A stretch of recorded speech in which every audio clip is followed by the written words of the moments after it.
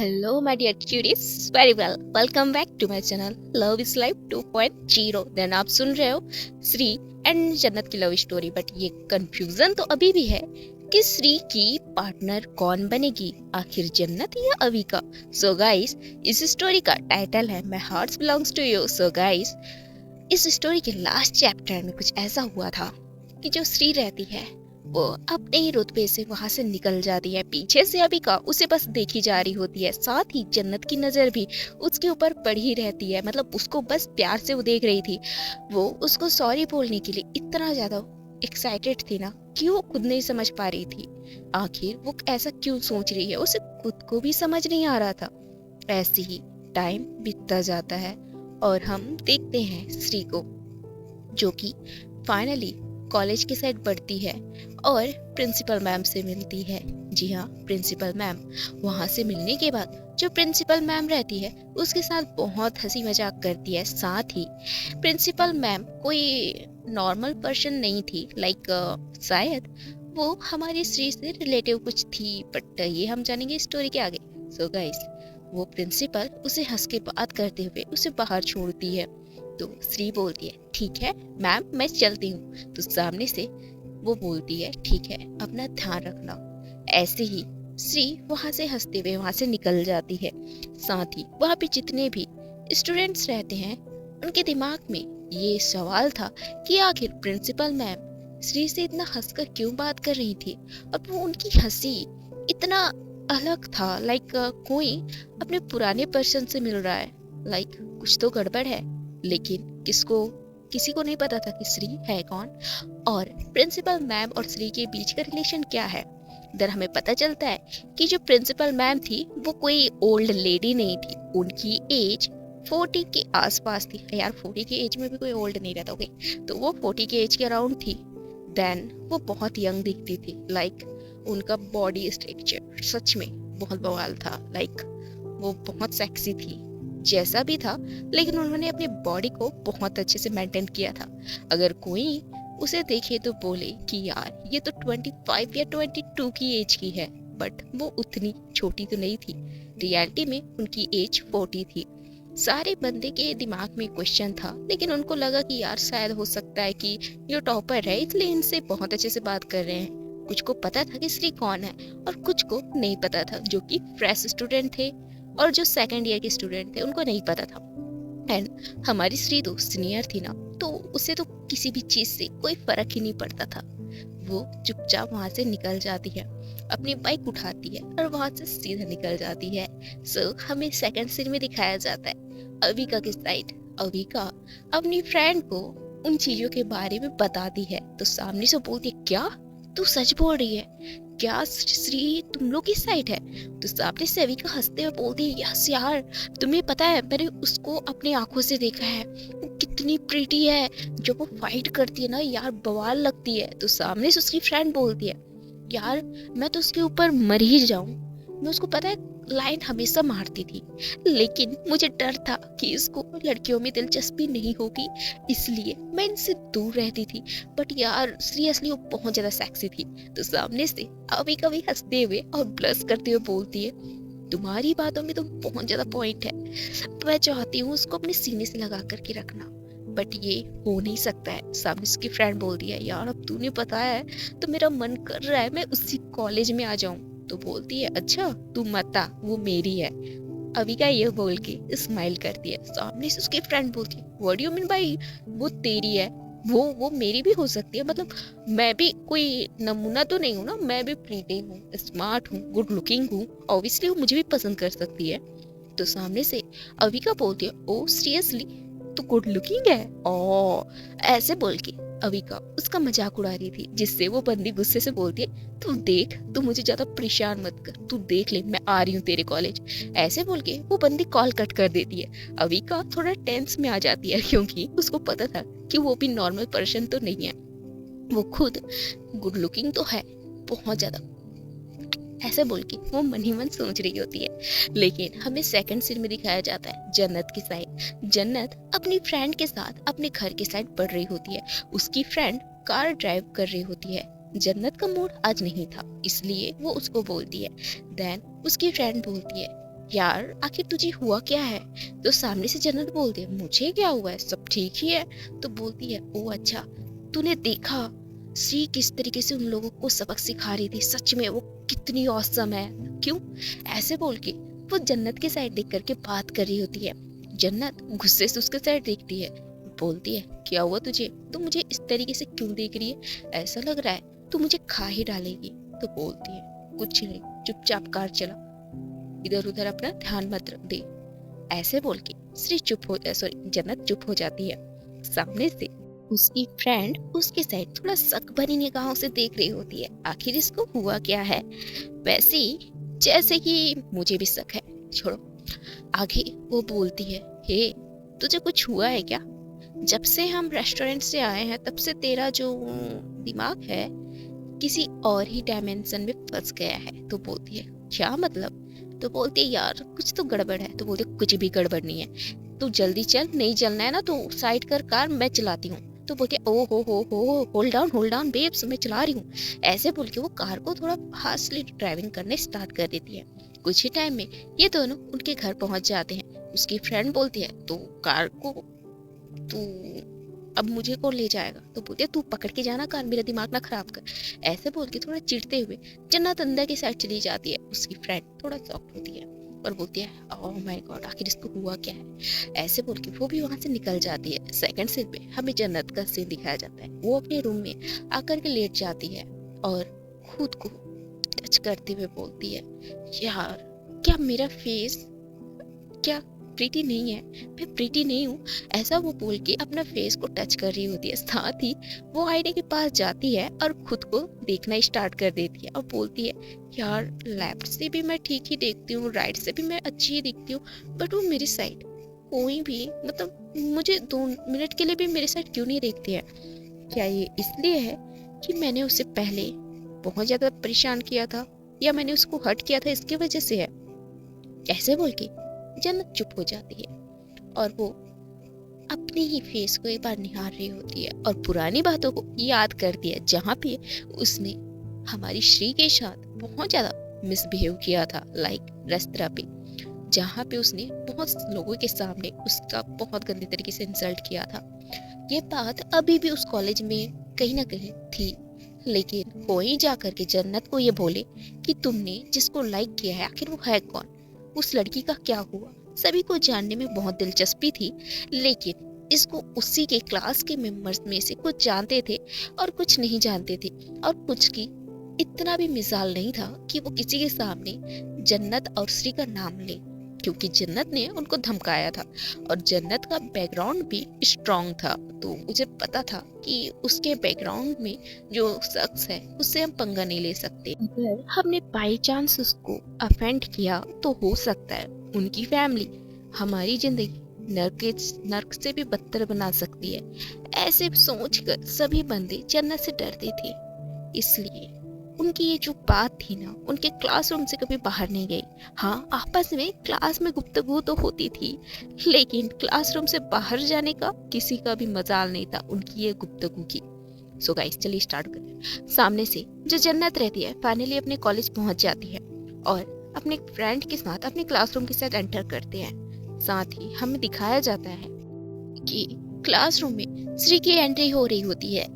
श्री की नजर सामने बिल्कुल नहीं रहता, वो अपने मोबाइल की साइड देख रही होती है, क्योंकि उसमें कुछ important SMS I mean message था, तो वो सामने बिल्कुल भी ध्यान नहीं दे पा रही थी। इसी बीच एक्सीडेंटली उसका टक्कर किसी शख्स से हो जाता है और वो गिरने ही लगता है कि श्री उसको कमर से पकड़ लेती है, जिससे वो शख्स नहीं गिरता और उसकी नजर श्री के ऊपर पड़ती है। देन श्री की नजर उस शख्स के ऊपर पड़ता है। वो शख्स और कोई नहीं, उनकी टीचर थी, और वो टीचर श्री को इस तरीके से अपने क्लोज पा करके थोड़ा प्लस करने स्टार्ट कर देती है।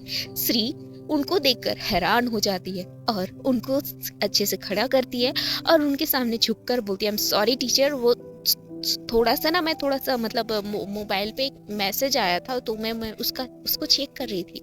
देन आप सामने थी, मुझे पता नहीं चला और मेरे हाथ तो मतलब गलती से हो गया था।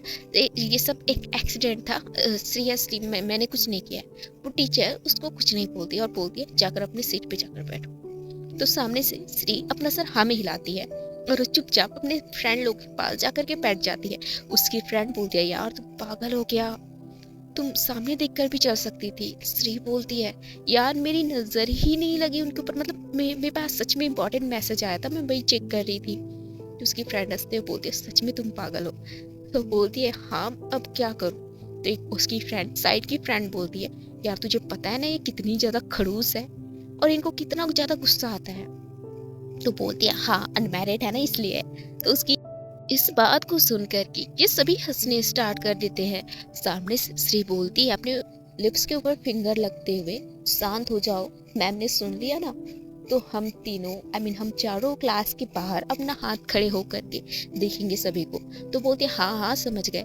ऐसे बोल के चारों चुप हो जाते हैं। सामने टीचर का सीन दिखाया जाता है। टीचर का फेस सच में बहुत ज्यादा रेड हो गया था और हमें बताया जाता है जो इनकी क्लास टीचर रहती है ना वो अनमैरिड रहती हैं, जिससे सभी लोग बहुत ज्यादा इम्प्रेस थे।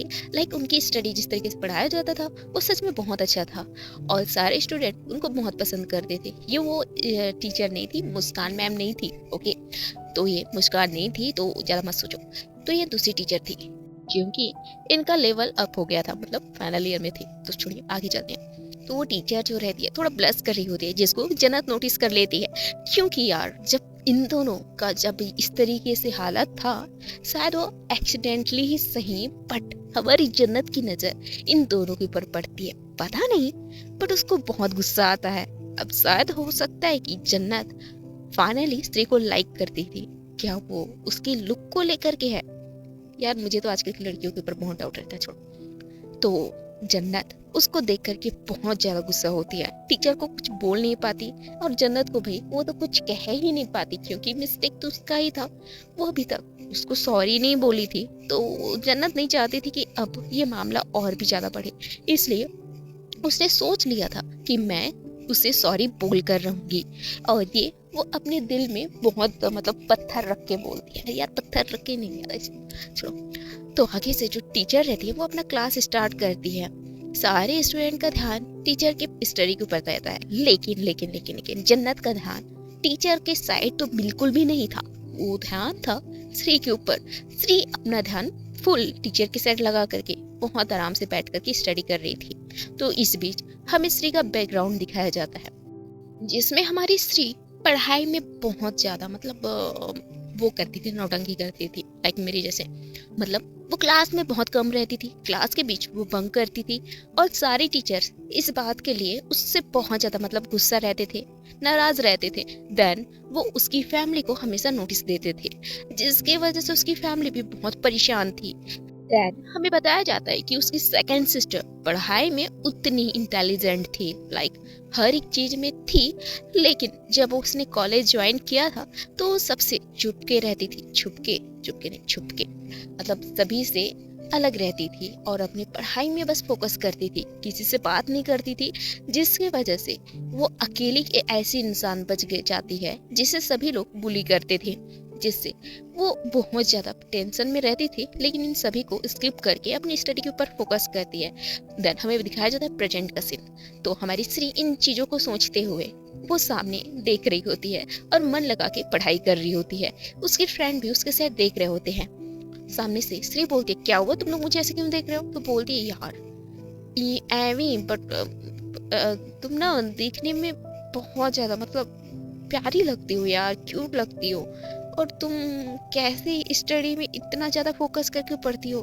सीरियसली मुझे तो नहीं लगा था कि ऐसे गुड लुकिंग दिखने वाले इंसान पढ़ाई भी करते होंगे।